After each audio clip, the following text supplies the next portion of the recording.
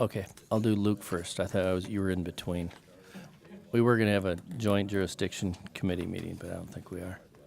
I'll just note that if possible, we're scheduled to have a joint jurisdiction zoning board of adjustment meeting. The applicant for that meeting withdrew his application, so there's no need for that meeting. That's why you don't see anybody from the county sitting here. I notified them they're not here. The next meeting, that'll be a joint meeting for those of you that are on that joint board, will be May 16th, 7:30 p.m. at the County Extension Building. There is one application that'd be joint matters, so contact me afterwards if you can or can't make it. Thanks.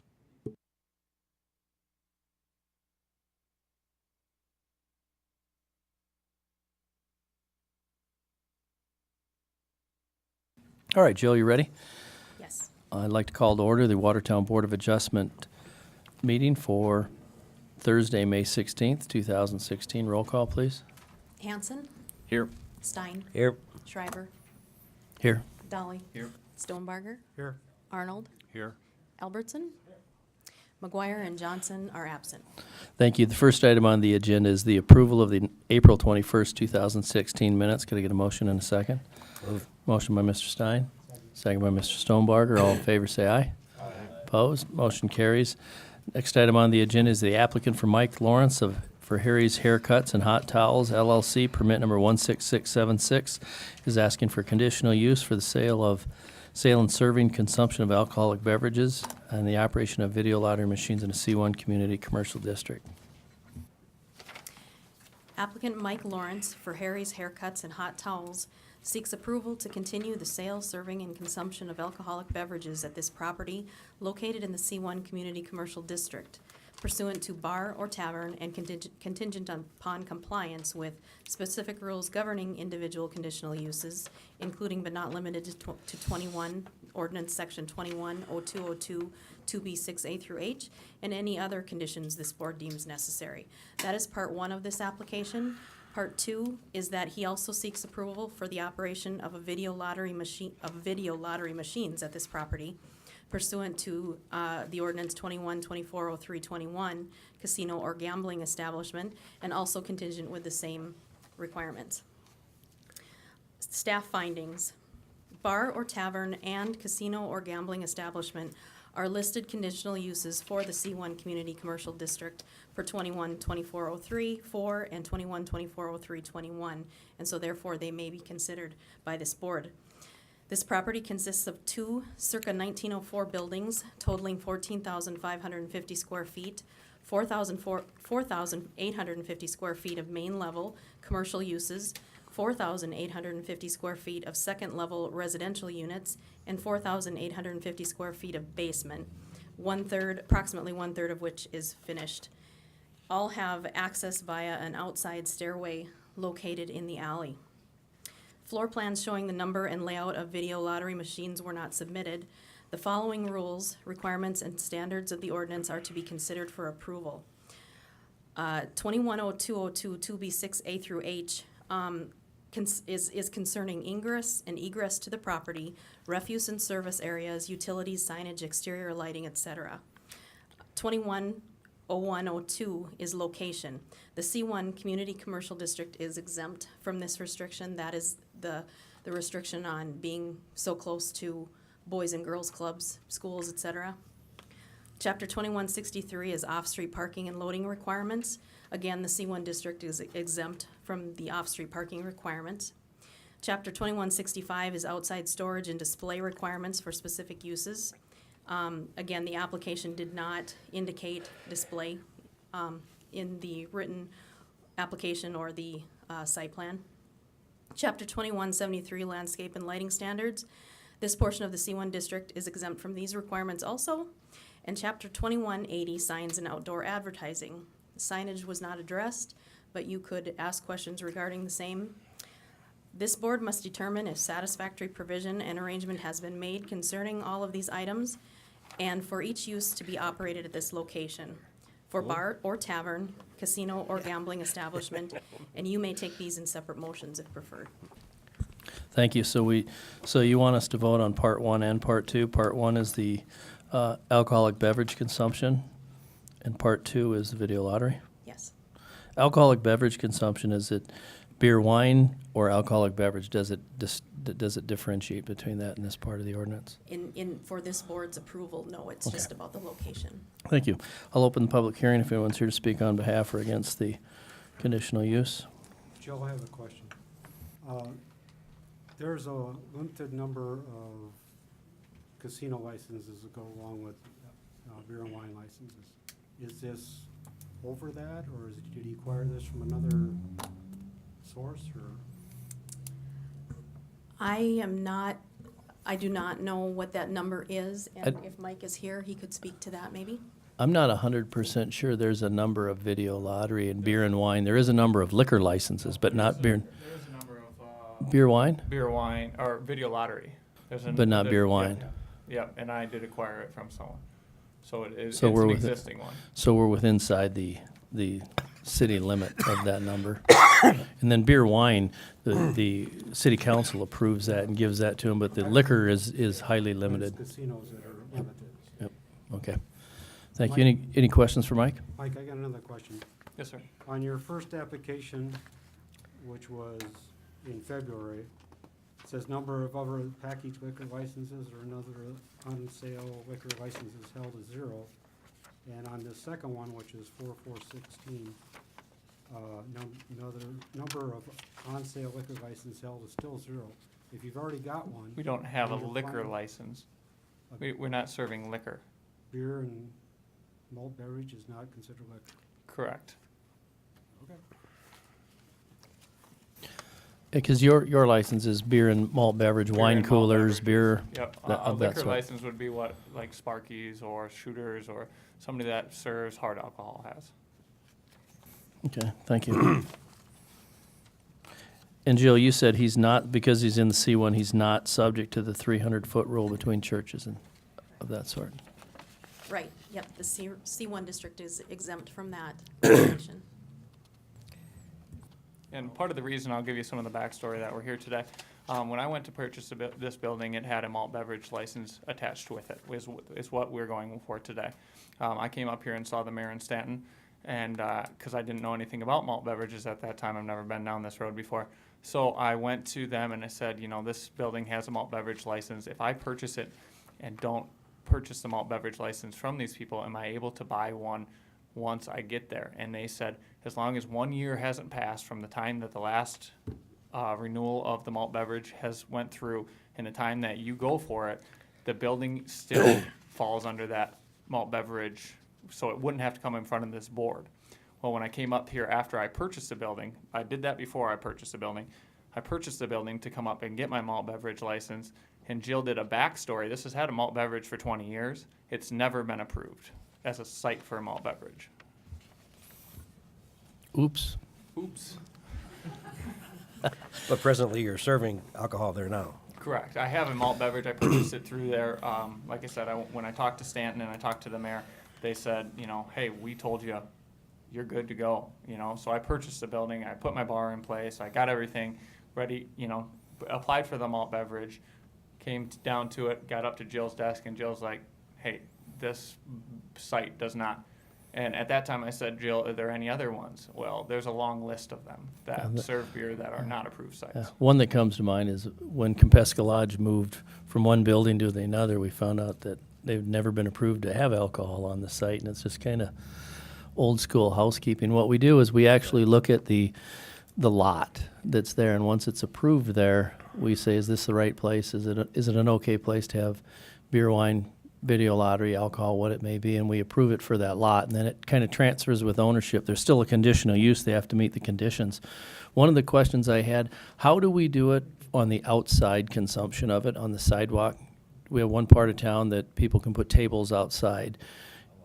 Is there something special that type of a, Yes, that's a separate sidewalk cafe permit. so that's, That so they be could issued. have this permit, and then if down the road they say, well, we'd like a sidewalk cafe permit, if they meet the parameters of that, they can apply for that at that time. And this building doesn't meet the parameters of that, so we Now, can't serve outside. Jill, but they can serve wine? Past times could serve wine, but they could not serve malt liquor or beer? They had a malt beverage license, which is the same thing as this, a beer license. But He's I got, thought you just said that one had never been with that building. Never been approved there. We've never approved the piece of ground to, they, if I can clarify a Never, little. or never approved the piece of ground, but the business was approved.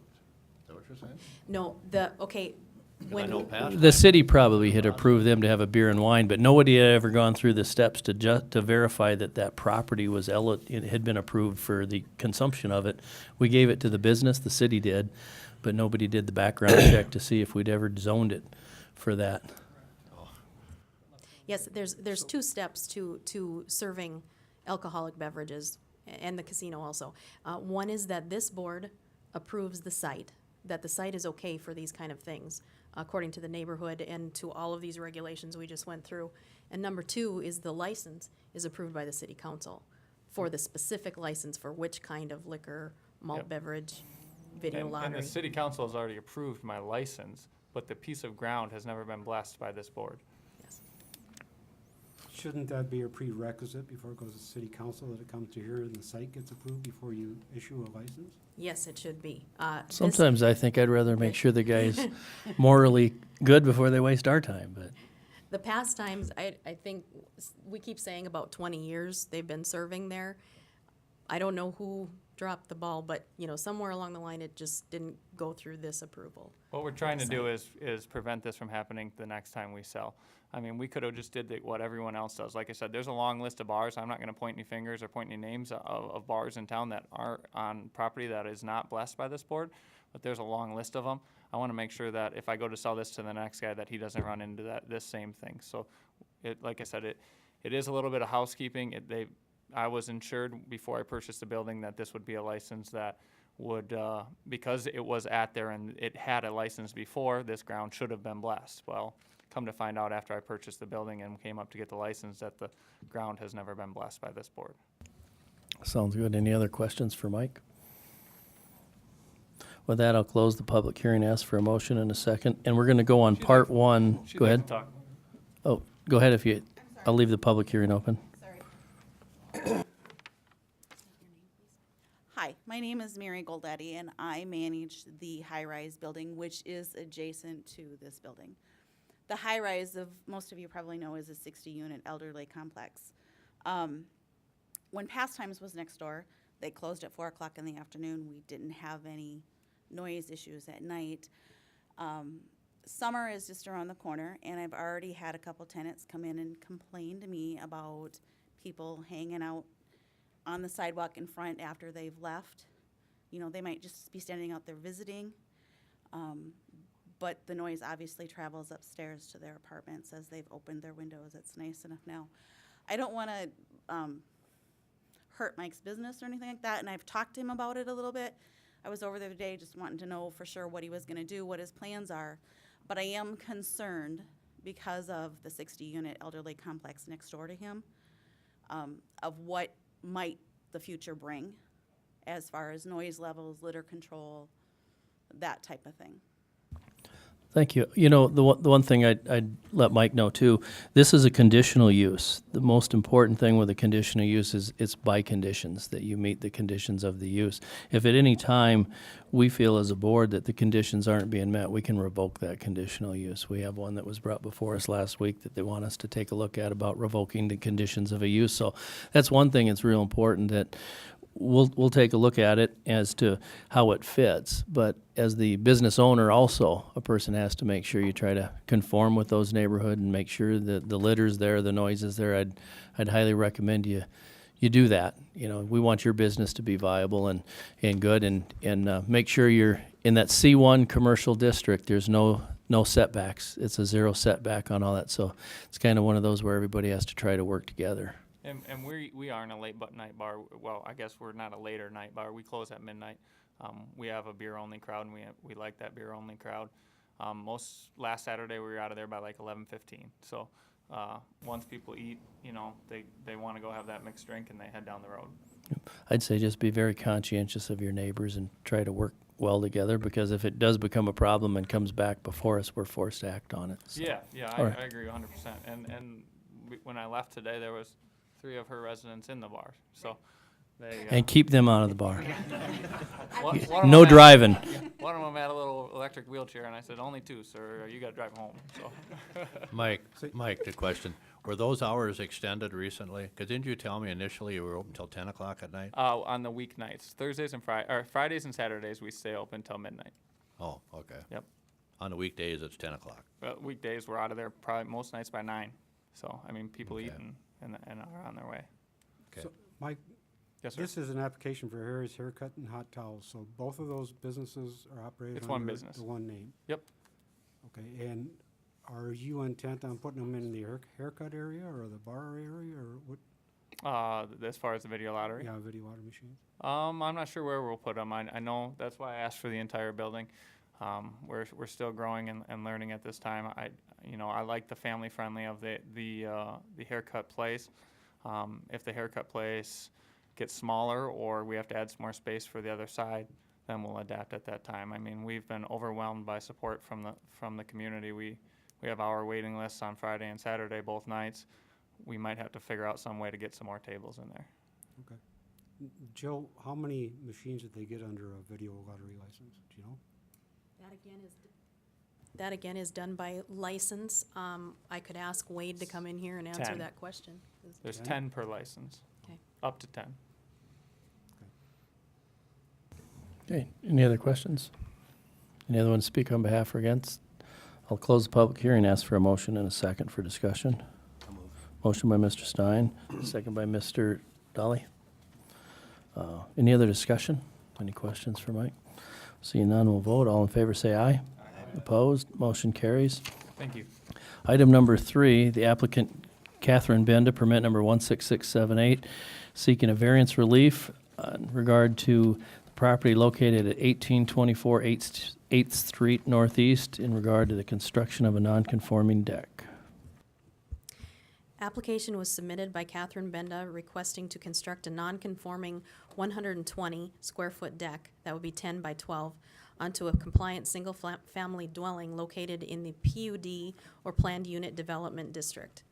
Said structure is proposed to be constructed 0 feet from the south side property line where a minimum 7 feet is required.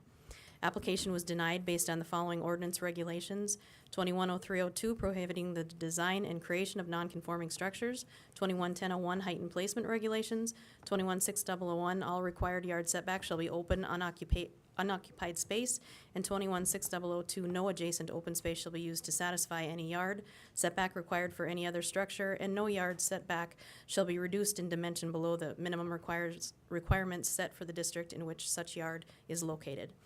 The applicant appeals the above number 2 requirements of the current zoning ordinance. Just a note, these dimensions have changed as a last minute notification.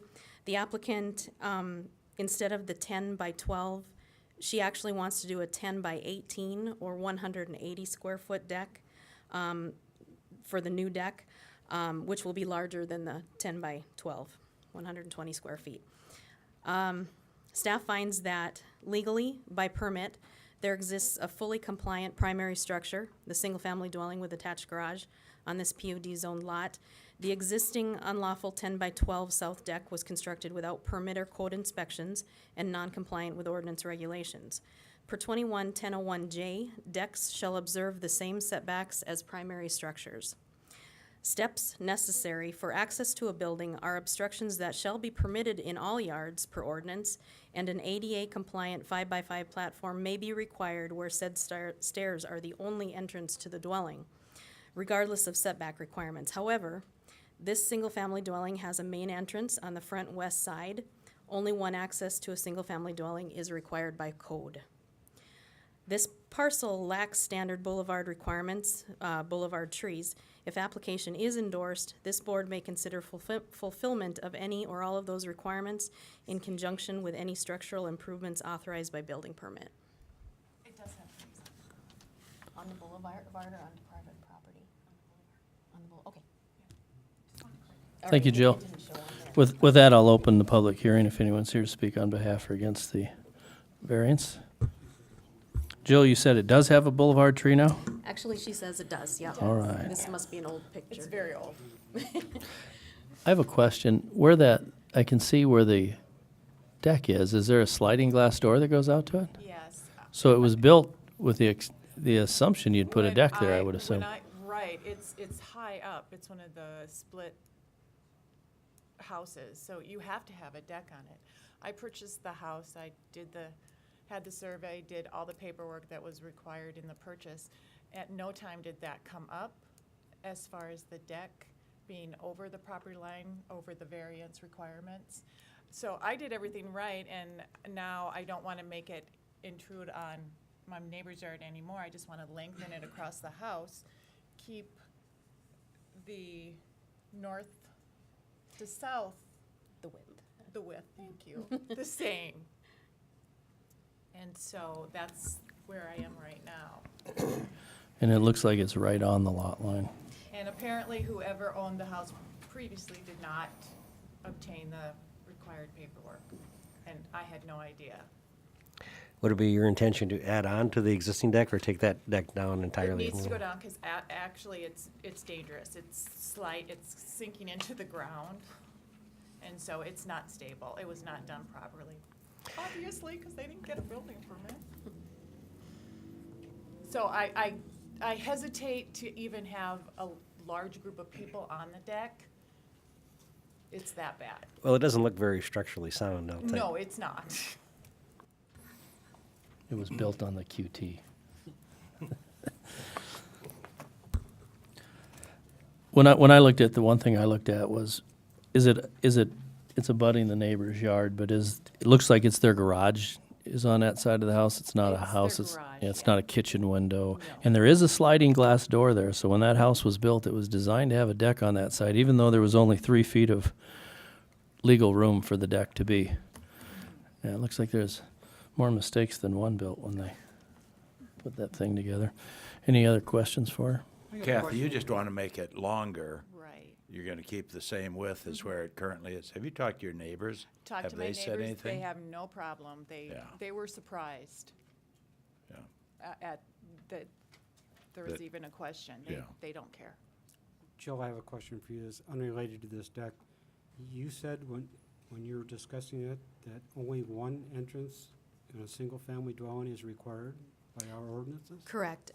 For instance, a home like this could have 3 sliding glass doors, going off of each side of the house, but for a single-family dwelling, by code, only one egress to the dwelling is required by code.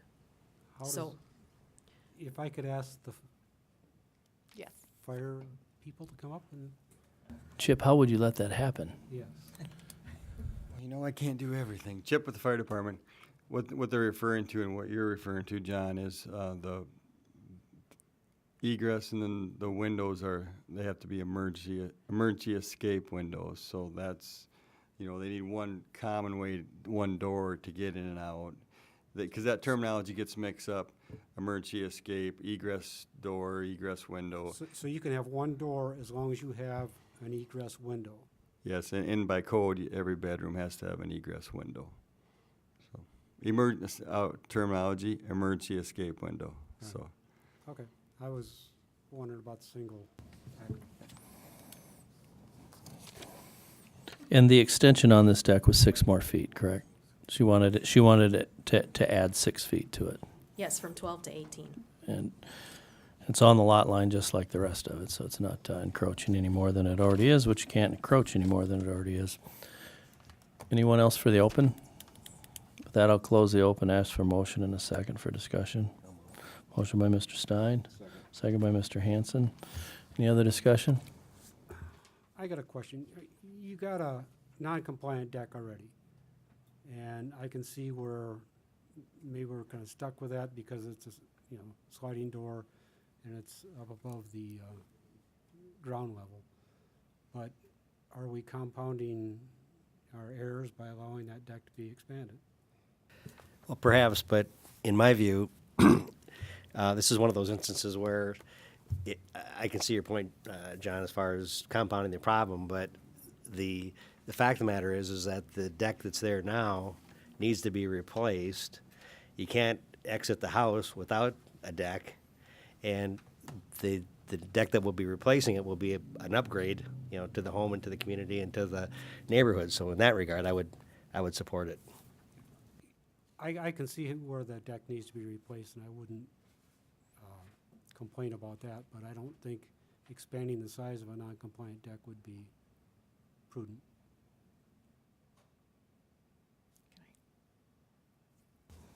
Anything else? I Anyone think else? my expansion is not the width, and so that's not changing the makeup of intruding on my neighbors any more than I have.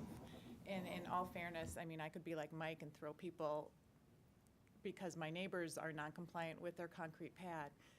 It just is, stuff happens. And like I said, I'm not throwing anybody in, but I'm trying to improve the appearance of my house, and bottom line, I'm trying to improve the safety of my house. Thank you. Anyone else? Seeing none, I'll ask for a vote. All in favor, say aye. Aye. Opposed? Aye. Roll call, please. Hanson? Aye. Stein? Yep. Aye. Shriver? Aye. Dolly? Aye. Stonebarger? No. Arnold? Aye. Albertson? Right. Motion passes. Thank you.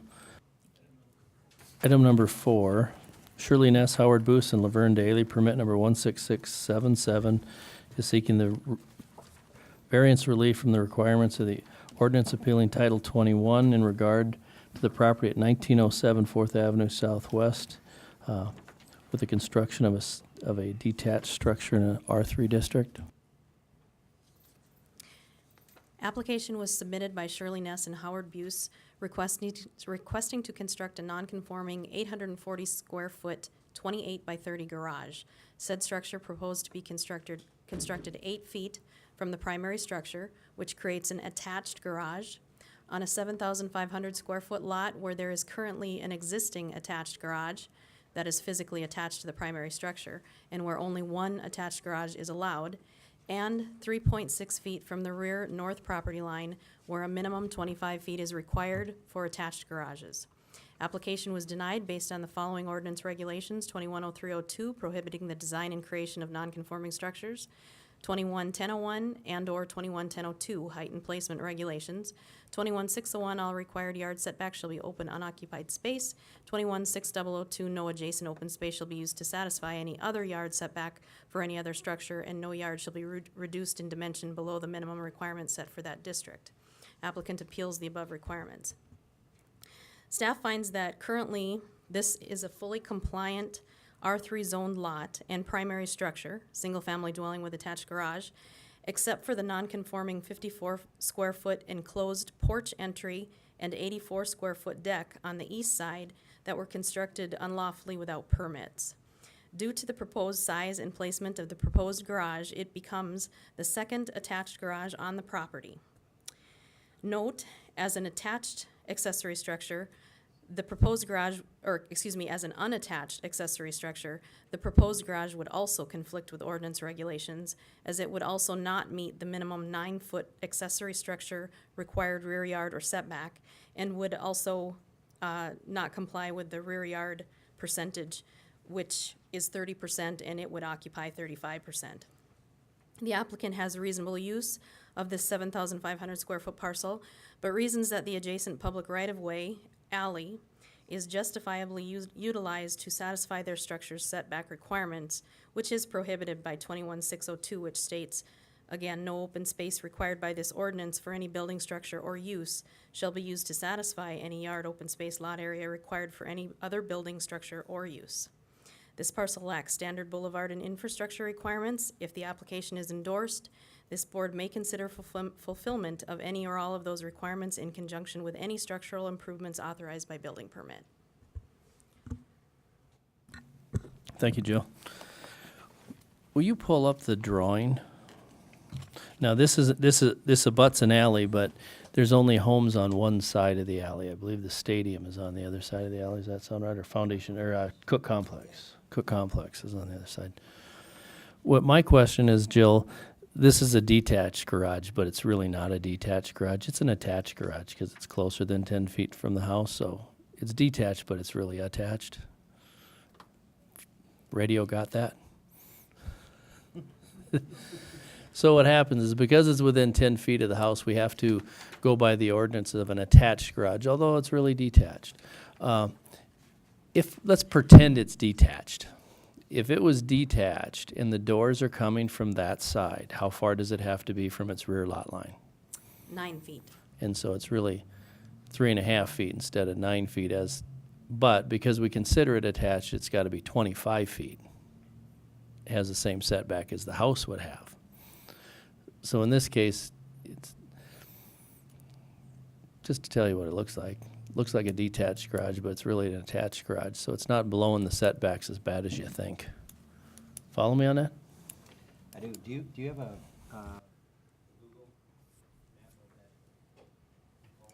Are you thinking this?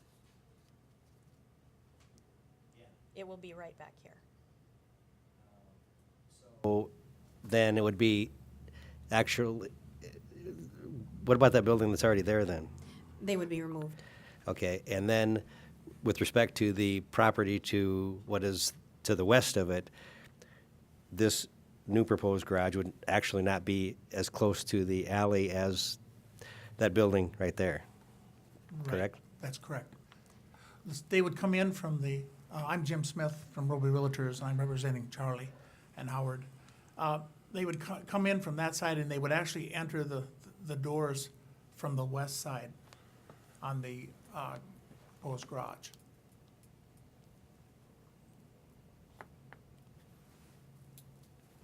Just like that, yeah. We don't have anyone from the city as far as snow removal guys here, do we? I don't see Bainin back there. A lot of the question we always have is how close is that building gonna be to the alley when it comes to snow removal and getting equipment through there? But because it's only bordered by houses on one side, I think there's a lot of room back there. Isn't that Yeah, do you have this picture here, this from Brinkman? Okay, the actual alley is 8.5 feet from where the lot line, where the roadway is. It's a 20-foot alley, but Yeah. he's saying that the gravel starts 8.5 feet away from. Right, can you put the property line. picture back up there? The alley is not centered in the middle of the, It's not. That's correct. of the Okay. alley right away. I see, you can see where the alley is up there. Yeah. That's where the drive path actually is. So the alley's actually, like you said, it's lopsided. It's on the far side because there's no homes on that side. It must have been, they've always put it over there. I So he's think- really further away from the I think they traffic probably than it did that looks. though, because there's so many of them that are back up against. If you go back east, there's some trailer houses that are 2 feet from their property lines, all the way. And I think that's the reason why they probably put it back that far. Okay, thank you. Anyone else? Any questions in the open, while it's open? Seeing none, I'll close the open, ask for a motion and a second for discussion. Motion by Mr. Stein. Second by Mr. Dolly. Discussion? I think it's kind of an odd usage over there with the alley the way it is, and the fact that it's categorized as attached, but it's functionally detached. So the encroachment is as much as it looks on paper. That's my opinion. Anyone else? Seeing none, I'll ask for a vote. All in favor, say aye. Opposed? Motion carries. Any old you. business? Thank you. We have one piece of old business, I think, Jill?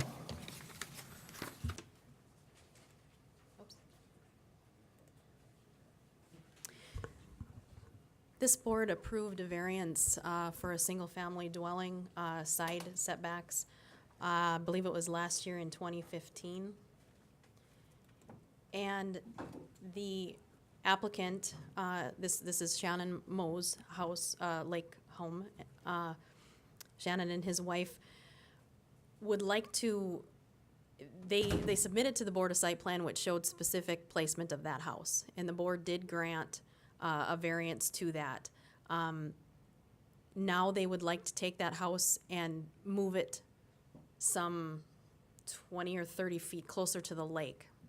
And they want to know if this board has appetite to just reconsider that information and on that old application, or if they should need to reapply with a new application with the setbacks that they now intend. I think normally what we do is, in a case like this, we do have them come back before us.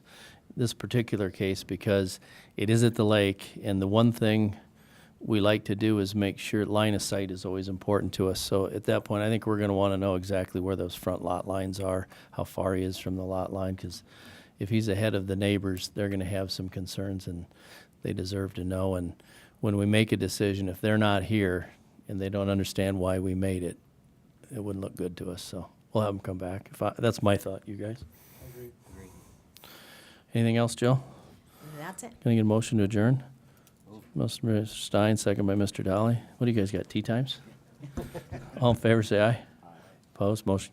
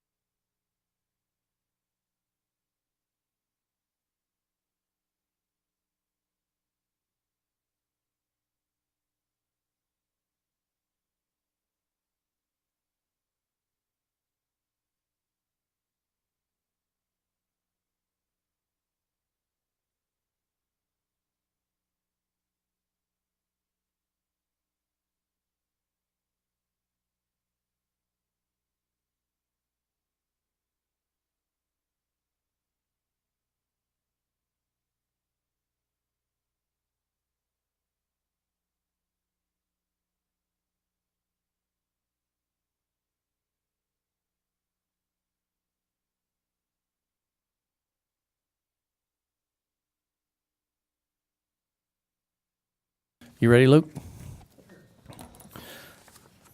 Hi, I'm Luke Muller. No, that's you. Sorry. Hello. I'd like to call to order the Thursday, May 5th, 2016 City Plan Commission meeting. Roll call, please. Jason Hanson. Here. Stein. Here. Shriver. Here. Blake Dolly. Here. John Stonebarger. Here. Dennis Arnold. Here. First item. Jason McGuire's not here. First item on the agenda is the approval of the agenda. Could I get a motion in a second? I'll move. That's the first time I've gotten in here. You guys on that end have done They everything. they have tea times. Motion by Mr. Arnold, second by Mr. Stein. All in favor, say aye. Second item on the agenda, and I'll make a note that Dennis Arnold will recuse himself from this as he's the applicant. The second item on the agenda is Lot 8 Prairie Hills Development Second Edition, the plat. I want to make one note before we start here. The plat, the resolution on the plat is Resolution 2016-17. If you're taking score at home, you'll notice if you check the agenda, we had accidentally shown -07. That was a typo. It was 17 is what it was. This is not, it is the plat of Lot 8 of Prairie Hills Development Second Edition. The landowner is Dennis Arnold, as previously noted. The area we're looking at here, we're platting a single lot, to be perfectly honest. Lot 8, Prairie Hills Development Second Edition, you can see that it's zoned primarily R1. South corner of Prairie Hills Edition is zoned C2, but that's not what we're looking at. We're looking at a small portion. It'll be a residential lot, I shouldn't say small, 36, almost 37,000 square foot lot. The area shown in yellow on the screen here would be the lot that is being proposed to be created at the bulb of the cul-de-sac of Prairie Hills Circle. There's just another way to show it. Just a couple of notes about this. The area is planned to be residential in the comprehensive land use plan. It complies with the plans for access, as its access is off of that cul-de-sac, Prairie Hills Circle. No direct access to a collector street, which is key in terms of planning. He's meeting that. It is adjacent to a trail for pedestrian transportation. This is a conventional plat, as I refer to it, as opposed to an administrative plat. We had that discussion amongst the office. There is a section of the ordinance that says that if a portion of the parent property, in this case, this big piece here, was involved in an administrative plat, we gotta wait 3 years to have another one. That's why it's here. Otherwise, this would, for all practical purposes, not come to you. This would be an administrative plat. Just one thing I want to note, because some people have, sometimes we get questions like this. Preliminary plan has been approved for this property. The preliminary plan did initially show back in '06 for a through street. However, you've approved multiple subsequent plats that show a cul-de-sac at Prairie Hills Circle, and zoning office or urban planner and city engineer have figured that to imply that that's consent, that cul-de-sac is now the long-term plan. So recommendation is for you to recommend approval. Thank you.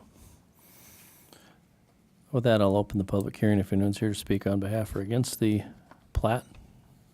It's already been annexed, it's already been zoned. Yep. Seeing none, I'll close the public hearing, ask for a motion in a second. So moved. Motion by Mr. Stonebarger, second by Mr. Stein. Any other discussion on it? Seeing none, all in favor say aye. Opposed, motion carries.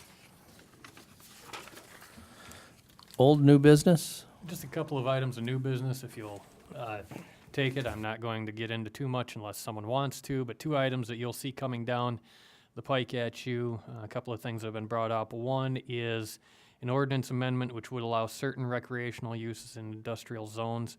Question came up about using a property in an industrial zone for an exercise, and actually in this case it is for gymnastics that used to be in an industrial district and now is looking to move.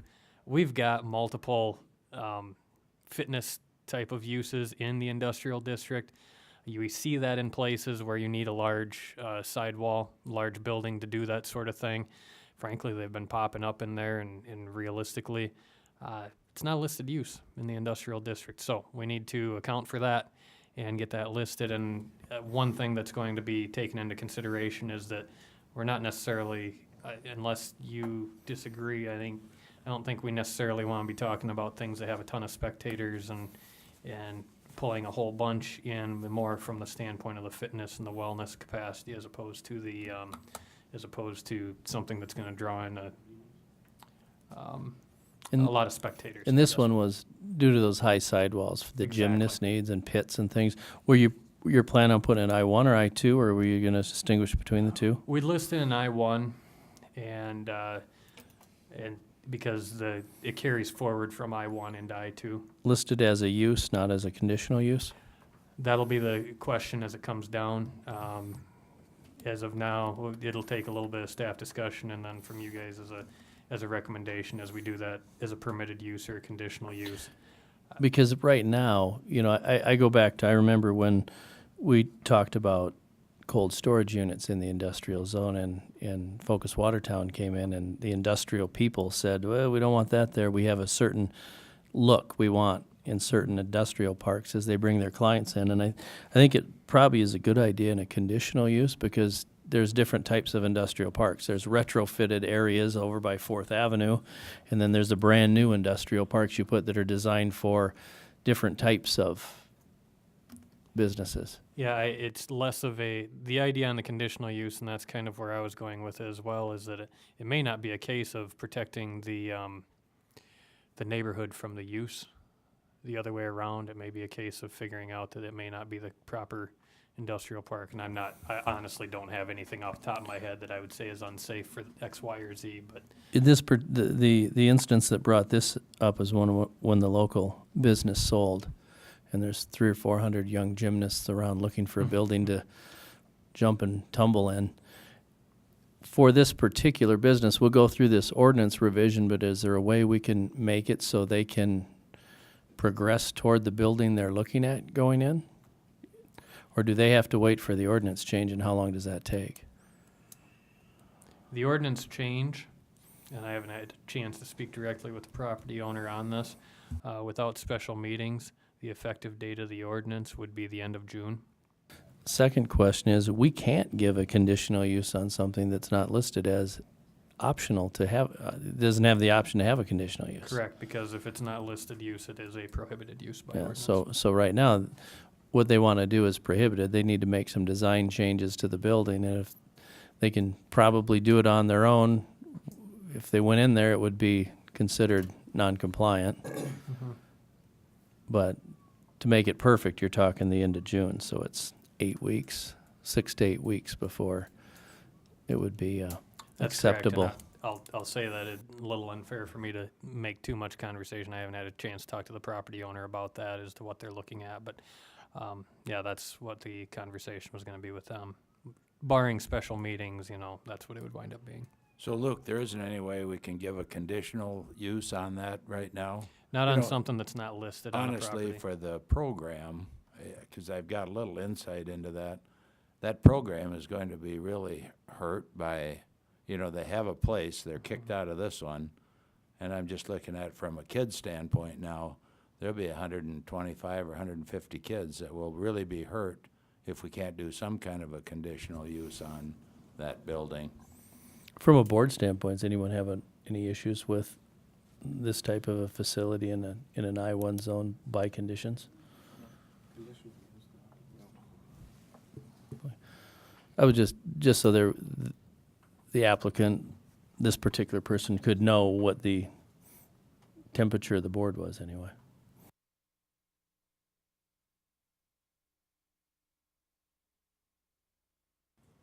Chip with fire department, I was just thinking I'm back here, industrial use has industrial use in it, and we have plating companies in those areas. They're a more hazard use area, and we have to really use caution on what we, you know, I'm just throwing the ball around now thinking about it. You know, we're requiring, or we're making it possible that we're bringing a lot of traffic in and out of these areas with youth. And if something unfortunate would happen in one of those industrial buildings, we have we made it okay to let these recreational areas allowed in these areas, so they're gonna be there if something in the industrial hazardous, you know, areas are. That's just food for thought. I just thought about that. And I think that's where that condition is, I agree or with what you safeguard. have to say. That's why I'd like to see it as a conditional use and look at individual industrial areas selectively. Right, and there is the auditorium for interim or something, if that works. I asked him on that, and, you know, because I thought from the city standpoint, I didn't know if a person would buy that or if it would be an association, a parent run like soccer, hockey, baseball. And the real catch with this type of a facility is an in-ground pit. They couldn't dig an in-ground pit in the auditorium, because that was my first thought is, hey, that'd be a nice place. But I think that's why we do that conditional use, because if it isn't a high traffic, you know, industrial park, you're going to say it really doesn't make sense having a couple hundred kids go in. But if you've got an offshoot place like where they're looking at, that's just off of 4th Avenue over there, and there's not a lot of traffic going on, it may fit over there better than what it would in some. And I'm sure you've been to, you know, towns that have, you know, batting cages set up in buildings like that as well that are in industrial areas. I mean, the fact of the matter is this sort of thing happens. It's something that should probably be listed in there. To Dan's question, is there another way? It's outside of my realm. You know, it's a conversation that I couldn't answer if there's another way outside of, all I can tell you is what is listed uses and what aren't. It's interesting in the Apparently Clear Lake, they must have theirs commercial. Theirs is right on Main Street. It, you know, talk about a dangerous spot for kids coming in and out. That would be. That's why I thought with buildings they need large sidewalls, they need pits, and I thought, you know, it's not really a C2, it's not really a C3. It's due to the high sidewalls, it's probably a industrial-looking building from a distance. But in the I-1 industrial under conditional uses, we don't have the catch-all other uses, which in the opinion of the Board of Adjustment are the same general character. We don't have that catch-all phrase in there where we could slip it in there. Okay. What else you got?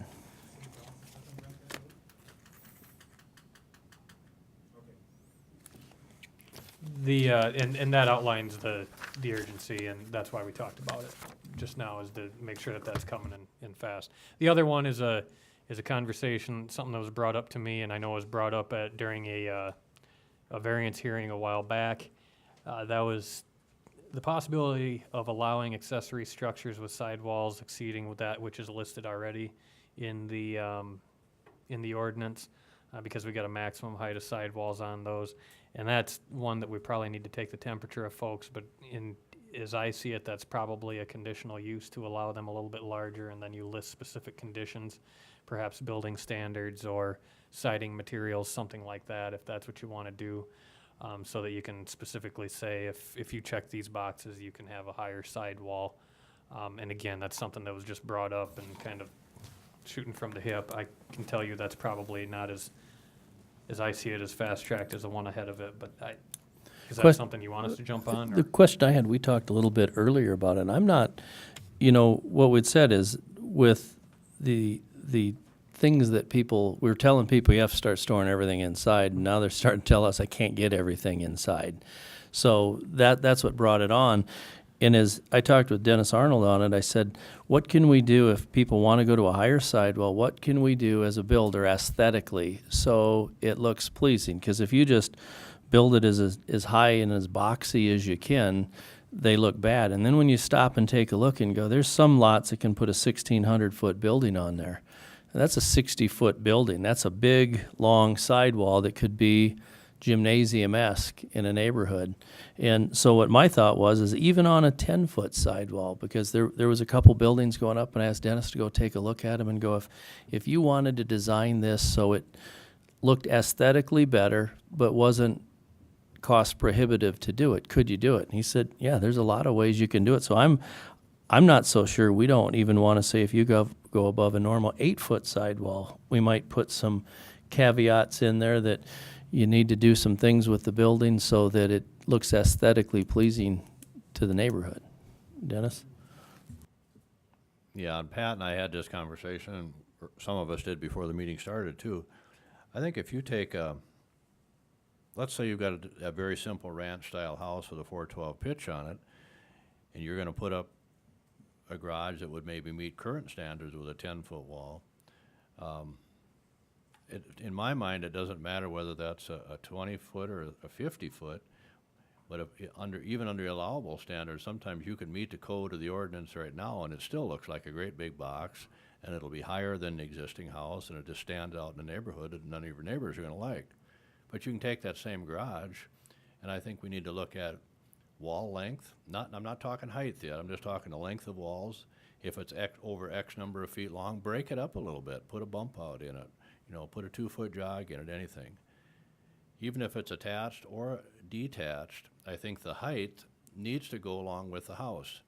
If we change the ordinance and say you can have more than a 10-foot sidewall, but your walls on your house are only 8 to a 412 pitch, I don't care if you go a 10 or a 12 or a 9 and change the pitch, it's gonna be way higher than the house. So I think we need to look at roof pitch, and we need to consider treat them somewhat the same. It has to blend with the house, same kind of siding, some kind of shingles, same pitch. Break up your walls, put some bump outs, put a little dormer on it. There's lots of things you can do that'll blend in and everybody would love. And it's not gonna cost that much more to do it. But it's more than just raising the sidewall. I think we need to clean up or put a little thought into the current ordinance as it is right now. Yeah, we had one up on Grandview, and that was the question the neighborhood had. We said, hey, this is all within code. What he's going to build, where he wants to build it was why he was here.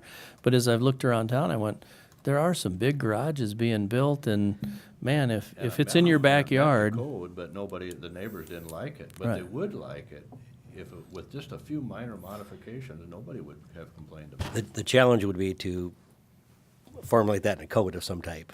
I mean, Well, and honestly, I'd like to see a visual representation. A lot of times we do get a profile view showing the finished materials of the garage or the building structure, and then you got a nice representation of what it's going to look like.